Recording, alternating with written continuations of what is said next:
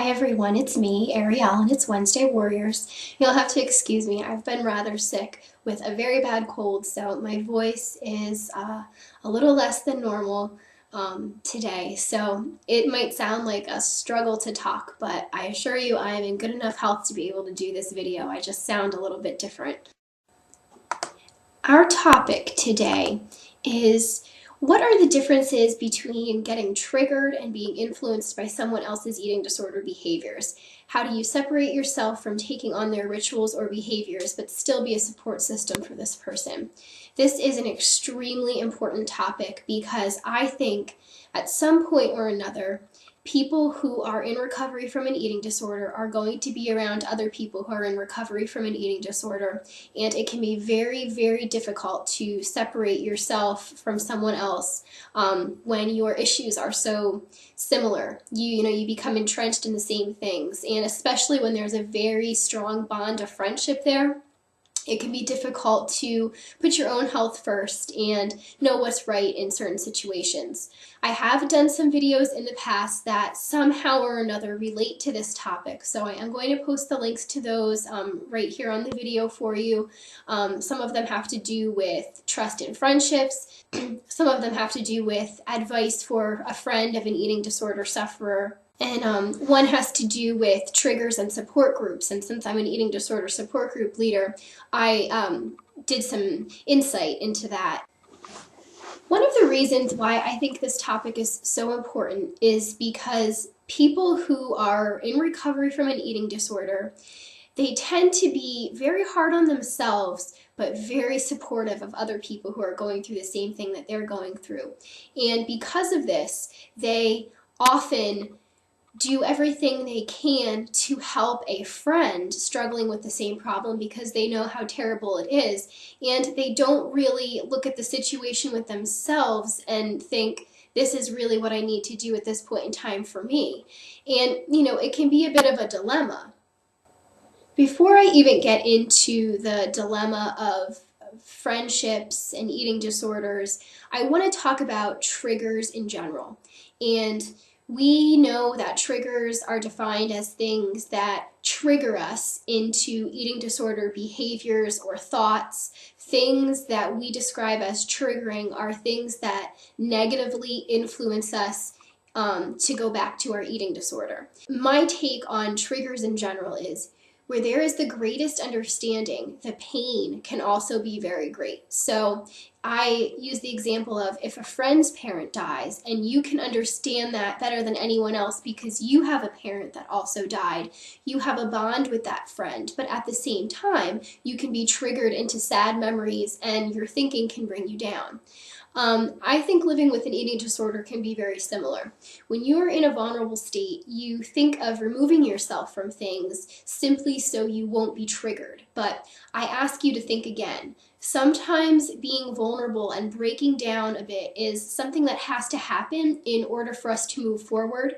It has to happen for us to get anywhere on a long-term basis. Let's face it, a long-term solution is the one that you're after. Short-term isn't going to cut it where an eating disorder is concerned. So when you remove yourself from a problem, it can sort of help you short-term because you're removing yourself from this problem, but it long-term doesn't really help your recovery, and I'm going to explain that a little bit more. Removing yourself may seem possible, beneficial, and even necessary.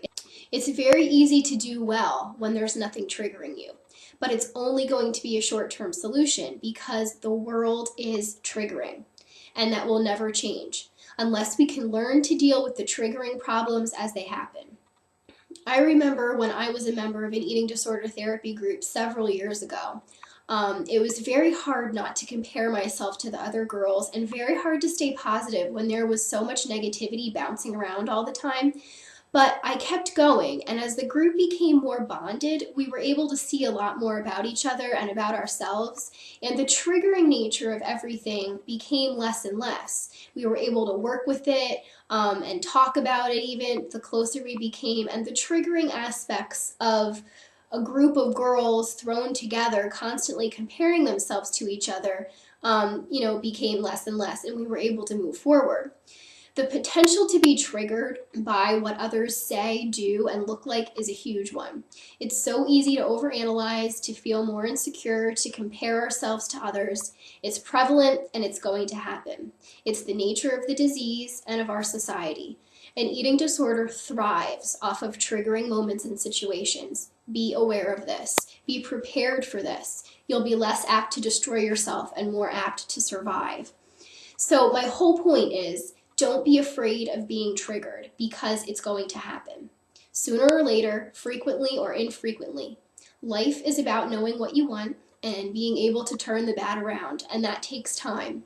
So the sooner that we can learn to deal with what upsets us and sets us off, the better off we will be. That's a fact.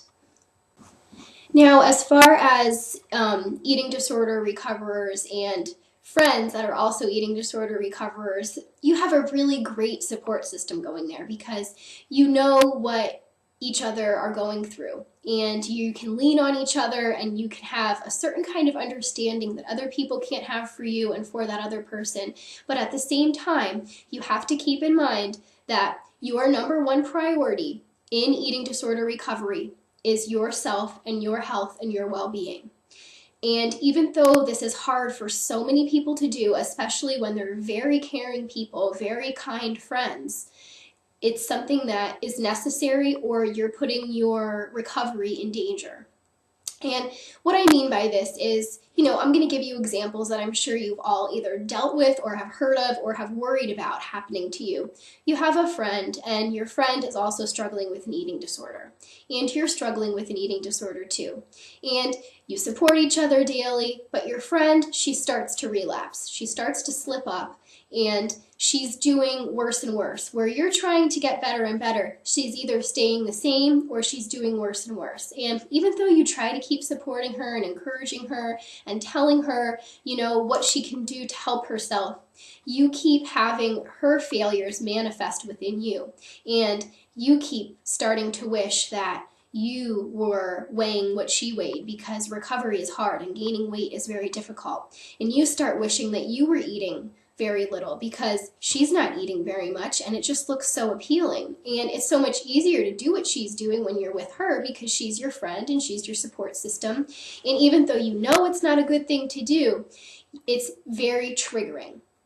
And this is a really common scenario because, number one, your friend isn't trying to sabotage you. Your friend isn't saying, I want her to do badly like I'm doing. She's just, for the love of God, having a very difficult time. She's struggling in her recovery. And it's perfectly normal and natural, for one. And two, she's her own person. And, she has the right to make mistakes and slip up and experience recovery on her own. And nothing's ever going to change that. But it's affecting you. So you have to know what to do when it's affecting you. And something that you can do is talk to your friend and explain to her without being mean that you need to have your meals maybe with someone other than her, because you can see that she's struggling and you want to be supportive for her and you want to help her. But you need to take care of yourself so that you can keep being a support to her.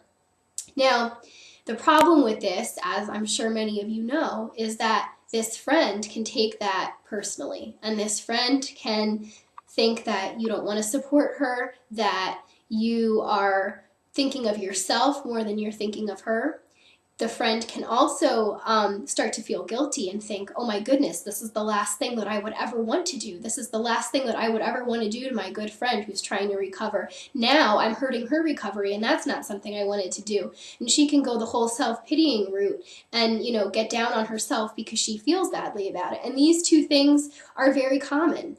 But you have to be strong within your recovery, and you have to be strong within yourself to say, if I can do better and I can stay strong in my recovery, I'm going to be a better friend to this person. I'm going to be able to help her more. If I can help myself more, I can help her more.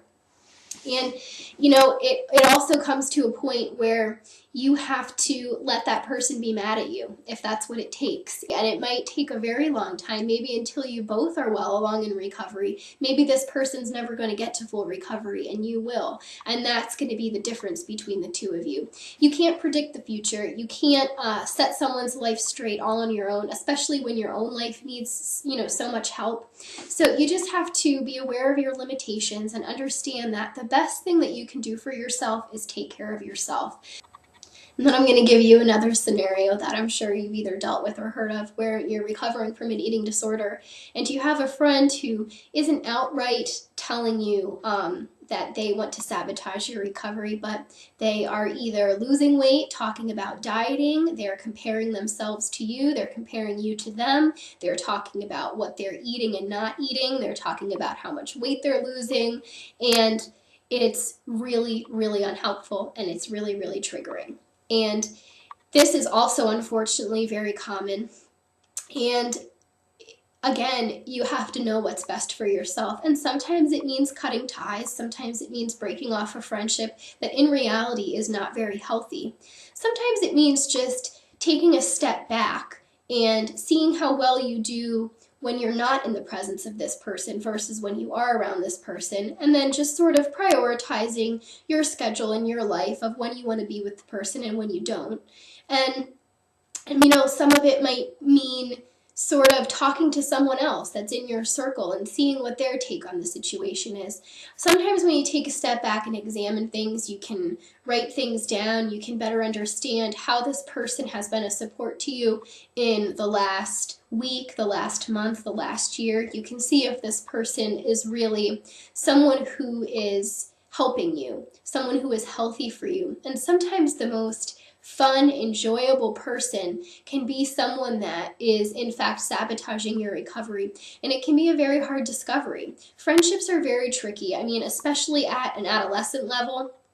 Even when you're an adult, there are going to be friendships that don't survive simply because there are other issues at work. And the most important advice that I can give regarding friendships, triggers, eating disorders, recovery is that sometimes when things are not working in your favor, when there is not the balance that you want, and when you have to put yourself first and it's very difficult, it's a personal problem with someone else. It doesn't really have much to do with you. Sometimes you just have to sit there and think to yourself, this person has problems on her own and she needs help to deal with them, and I'm not equipped right now to help her in the way that she needs help, and that has to be okay. Sometimes we love our friends so much that we don't want to sit by and watch them hurt themselves. So we have to go to someone above ourselves, above our friend, and we have to let them know that they're important and that we're there to support them, but that we can't be their only support and that we can't be their only method of help, because they need more help than that. And also because you have a responsibility to yourself to get help. And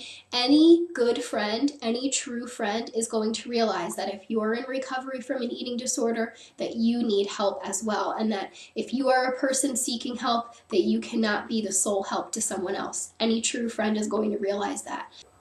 I did a video a long time ago called the 3 H's, and the 3 H's are something that I came up with in dealing with people who talk incessantly about dieting or weight loss or comparisons, and even people that are wonderful friends that you don't need to cut ties with, people that don't have eating disorders, so to speak, but they trigger you because they're constantly talking about what they ate or didn't eat, what amount of calories are in something, what size they are, how they're on a diet.